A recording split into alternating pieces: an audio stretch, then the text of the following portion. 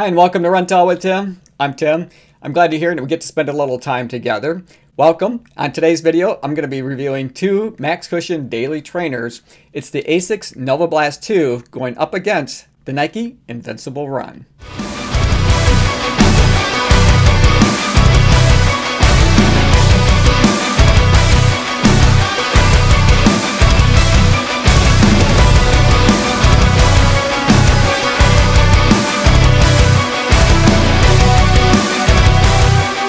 Now both of these shoes feature a comfortable upper and a big stack of midsole foam to run in that's really highly cushioned with lots of energy return. So how do you know which one to buy? Well, that's the question that we're going to try to answer today, so stick around. But before I get into it too far, I always like to demonstrate what it looks like to run in the shoes I'm about to review for you. So let's do that. But then when we come back together, I'm going to be putting the Asics Novablast 2 up against the Nike Invincible Run in a head-to-head battle, and I'll pick a winner at the end of the video. No. Pretty Caroline, oh, oh, oh, oh, stone cold stunner. She was a winner, started working at the diner. Oh, oh, oh, oh, serves you some reminder to count your blessings, cause it's telling fair, they'll put you down and leave you there, don't make them scared. Yeah, it's the ugly truth, how they coming for you. Yeah, yeah, no. Don't you think you're better off where the neighbors don't stare? Maybe you're wanted, looking good for the movie screens, living in make-believe, hoping your wishes get granted. I know you're never giving up unless it's real. The Asics Novablast 2 are the less expensive of the two options, and they retail for $130 US, while the Nike Invincible Run, now they come in at $180 US, so considerably more expensive. Now these two shoes weigh nearly the same. The Asics Novablast 2, now they have a stated weight for a men's size 9 of 9.7 ounces or 275 grams, while they have a stated weight for the women's size 8 at 7.8 ounces or 221 grams. Now for the Nike Invincible Run, again for men's size 9, they're nearly the same. They come in or have a stated weight of 9.8 ounces or 276 grams, while a women's size 8, there is a difference here.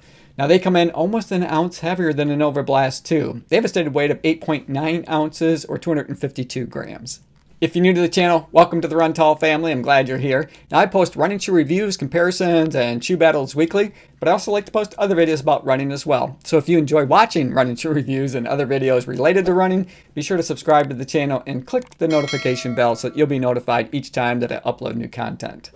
Now if you'd like more information about either shoe, I'll put a link in the description below to reviews that I've completed for each one previously. So let's start. We'll take a look at the midsole first. Beginning with the Asics Novablast, here we've got Flight Foam Blast midsole material, and there's a lot of it. In the men's version, we've got 30 millimeter stack height in the heel and 22 millimeters up in the forefoot, so there's an 8 millimeter offset. Women's is slightly different. There's a little less foam, so they have 29 millimeters in the heel and 21 millimeters up in the forefoot. And I think that's primarily the reason why the women's version of the Asics Novablast 2 comes in so much lighter than the women's version of the Invincible Run. Simply, there's just less material. So as we take a real close look at the midsole material that they used here on the Asics Novablast, you can see that they have a number of geometric shapes and designs that are cut into that midsole foam here. And that's really to maximize the bounce or spring and cushion built into the shoe. And we can see that as we continue to look up through to the forefoot of the shoe, that it has a pretty decent rocker design here. You know, that's not super stiff, so there's a little bit of flexibility there, but I find that these are really soft and cushioned, especially when I'm midfoot striking or up in the forefoot. There just seems to be a lot of bounce. These are definitely, in my opinion, a Max Cushion daily trainer. And as I turn these over, we'll take a look at the geometry of the midsole material, and here you can see that they have a little bit of a swallowtail design, so it's kind of a split heel design here, but only kind of, sort of. They didn't go all crazy with it, and that's to help make your transition, especially if you're a heel striker, as you move through your gait cycle to go just a little bit smoother. And then we can also see that now they have kind of a unique outsole here in midsole design in which they take advantage of a trampoline effect. And you can see that they have a pretty deep groove back here in the midfoot section of the shoe. And then they've got this kind of this island up here in the forefoot, all of which does maximize that trampoline effect. So as you're landing on the shoe, it compresses, and then as you're moving through your gait cycle, you can see that it kind of bounces you back up, much like a trampoline would. These are really soft, highly cushioned, lots of energy return. The one notable difference that these have over the Invincible Run is that they're much more stable feeling on foot. And I feel like the energy return or the bounce is much more directed. So, as I was running in these, I was trying to think of a good analogy or comparison. And I would compare it to the springboard off of maybe a diving board is the kind of directed force that you get with the Novablast 2, while the Invincible Run is really much more like a trampoline. So there's a lot of bounce there, but it's kind of going in a lot of different directions. So let's take a look at the Nike Invincible Run and all of that ZoomX midsole foam that they feature. Now here they've got 36.6 millimeter stack height in the heel and 27.6 millimeters up in the forefoot. So they have a 9 millimeter offset, which is a little different than the 8 millimeters that we just looked at in the Novablast 2, but pretty darn close to one another. And they too also offer a lot of energy return. In fact, out of all of the Max Cushion daily trainers that I've run in this year, I would say that this ZoomX material offers the most in terms of energy return or bounce back out of all of them. So lots to offer that from that respect. But unfortunately, with all of this big stack height and all of that soft cushioning that you have underfoot, you kind of give up a little bit of stability. So going around corners can be a bit tricky, and I found it to be a lot of stress on my ankles. And then as I push forward on the toe, you're going to see here that they're almost hinged. So unlike the Novablast, where it was much more smooth or smooth transition through my toe off, here you can see that right about here, they have this almost hinged or breaking point. So I found that there is a sweet spot in these for me. So I have to be striking the ground right about at that joint where it seems to want to just naturally hinge for me to get the most out of these shoes, for them to feel the most comfortable for me. And when I'm striking in that area, so right at that midfoot, forefoot borderline, I just feel like I can go for miles and miles and miles. Unfortunately, I'm not always in that zone, so it's pretty easy really to fall out of that sweet spot that these have to offer. And as I flip these over, we'll just take a look a little bit at the geometry of the shoe. And then here in the heel, you can see it's almost a flat, partially rounded heel. Still, I found them to be really comfortable. I didn't have any issues when I was heel striking. And again, these felt best when it was striking right about at that hinge area. And you'll notice too that they also have these cutouts or this a bit of a geometry kind of cut into the midsole foam. And much like the Novablast, that's simply to improve or increase the amount of bounce back or energy return that you get out of that ZoomX material. So let's flip these over and we'll take a look at the outsole, see how they're protecting all that soft midsole foam that we just looked at, beginning with the Asics Novablast 2 first. Here we can see that they use their AHAR rubber. Now this is their high abrasion rubber. It's their most resistant or most durable outsole rubber that they have to offer. And they have it in all of the areas where that Flight Foam Blast midsole foam would be in any kind of ground contact. I think they got it just about right. It's the same type of outsole material that they used in the first version of the shoe, and I have a few hundred miles on the original version, and you can see where that AHAR rubber, there is a little bit of wear that you can see on that foot pod, and then there in the heel area too, as I would roll through my foot strike. So I expect that we'll get about the same amount of durability as we did in the original one, which I thought was excellent. So I think the durability that these are definitely going to last. I think they did a good job in how they protected all that soft midsole foam. So let's take a look at the Nike Invincible Run here. They've got it all covered. Look at that ZoomX foam. It is covered from the heel all the way through to your toe off. Plenty of rubber there to help protect you or protect all of that ZoomX foam that you have underfoot. So I think durability-wise, that foam I don't expect is going to get chewed up at all. I think this is going to do a good job in protecting all of that soft midsole foam that they have in the Nike Invincible Run. So as long as we got these flipped over, let's take a closer look at that outsole and the landing platform. And here you can see that it's a big, wide landing platform up there in the forefoot of the shoe. It does narrow up there in the midfoot section, but then it gets wide again back here in the heel area.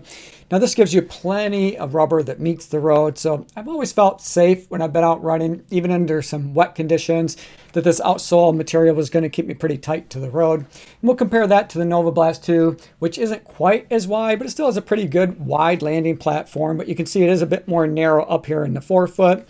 It does snug up a bit here in the midfoot section, much like the Invincible Run does. And it kind of stays a little bit more narrow back here in the heel area. But overall, I think that the AHR rubber does do a pretty good job. I would say that it does feel a little bit more slippery at times than the rubber that they used on the Invincible Run. But overall, I think that it did an adequate job in keeping me tight to the road. So let's take a look at the upper, starting with the Asics Novablast 2 first. Here you can see that they used an engineered double jacquard mesh upper.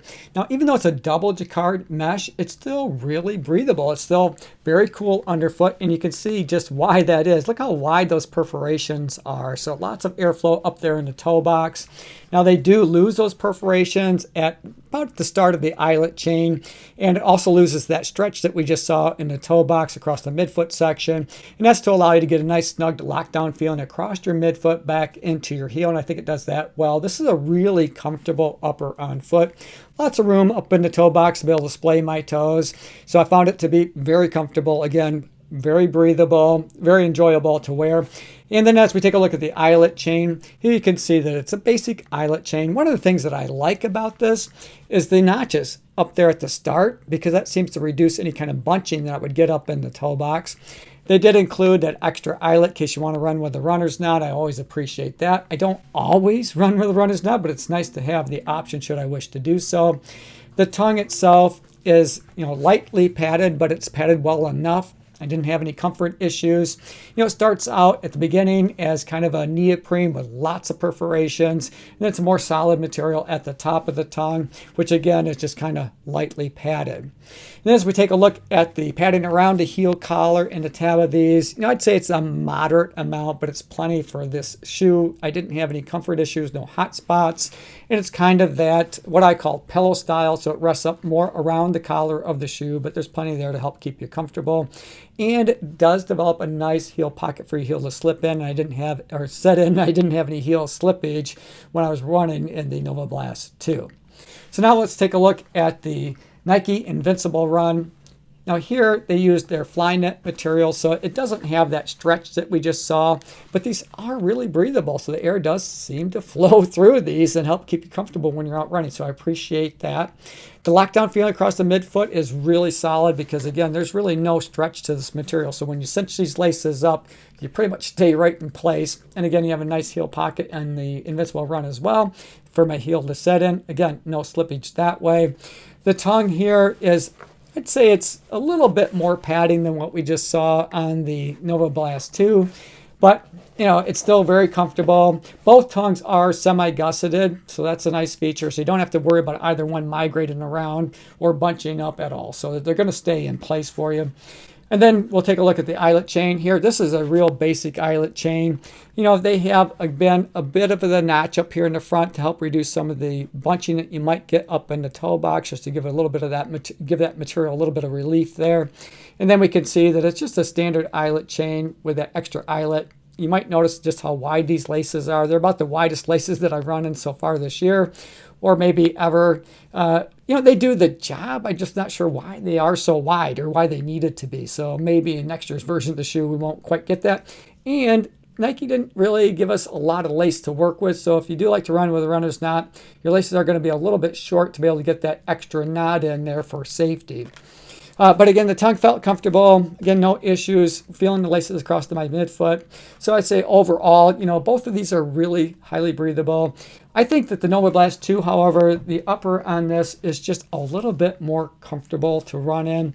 And I think it's because that stretch material, it's more of a form-fitting feeling to it. I like the Flyknit material on the Nike Invincible Run. I just prefer the comfort on the Novablast 2. And then also with the Nike Invincible Run, we'll take a look at that padding around the heel collar and the tab, and you can see that there's a lot more of it here than what we just saw in the Novablast 2. Especially you can see how it kind of protrudes out the back. I'm not really sure why they just chose to do that. You know, it may be just for aesthetics because it's certainly not providing any comfort on the outside of the shoe. So that might get reduced next year as well. I think they probably could do that because I think that's just a little bit over padded in the Invincible Run. And then we'll put this up on my shoulder and I'm going to give it the pinch test, see how much structure that they have back in the heel counter. And here you can see that they got a fair amount of structure back here, which does help to create that nice heel pocket for your heel to set in, but it doesn't do much in terms of pronation. So when I talk about these being unstable, especially going around corners, I'm really referring to the pronation aspect of it and not necessarily your heel setting in place. So we'll compare that with the Novablast 2. And here in this case, when I put it up on my shoulder, there again, they have lots of structure, a little bit more structure back here with that TPU clip that they have on the sides here. So lots to be able to hold your heel in place. And these do feel much more stable. And by that, I am referring to pronation. Interesting, though, that Asics has recommended this for neutral shoe runners and those that underpronate. Now, I happen to overpronate, but I still find these to be really comfortable to run in. So then that brings us kind of full circle back talking about running in these. And for the types of run that I prefer to do these in, or prefer to take these out on, with the Invincible Run, now as long as you're going straight, they're really comfortable on those longer distance runs where pace really isn't your main concern. When you try to pick up the pace, I did find it not as easy to do that as I found in the Asics Novablast 2. They just seemed a little bit easier for me to go faster when I wanted to. But going forward, there's just tons of energy return. So I just felt like I could run for miles and miles and miles in these as long as I was hitting on that sweet spot. I get outside of that sweet spot and they did feel just a little bit clunky to me. With the Asics Novablast 2, now these two are for those longer comfort runs where, you know, comfort is king. You just want to log a lot of miles very comfortably. These do a really great job at that. But the difference is these really feel good regardless of how I'm striking the ground and flowing through my gait cycle. But they especially feel better when I'm running a little bit faster. And I think that has everything to do with this trampoline style effect that they have up here in the forefoot of the shoe. I just feel like I'm getting a little bit more pop off the toe. So overall, I really enjoy running in both of these shoes. Now, the Nike Invincible Run, I absolutely love these on those long distance runs where pace really isn't that big of a concern. So those slower workouts where I'm basically going forward and not a lot of turns because I just feel like I can get a lot of miles on it and my legs do feel pretty fresh at the end of those workouts. But the clear winner for me is the Asics Novablast 2. They're just a much more versatile shoe. Number one, they cost $130 versus $180. They have tons of cushion. They are a max cushion daily trainer, and they're going to give you a lot of long distance comfortable miles. But more than that, they're really a much more versatile shoe. They're very stable, so cornering's not an issue. You got lots of energy return, and if you want to pick up the pace, they feel really comfortable doing that. Hey, thanks for making it to the end of the video. I hope you enjoyed it. I enjoyed making it for you. As always, run tall, run strong, be kind to one another. Thanks for watching, and we'll see you next time. No.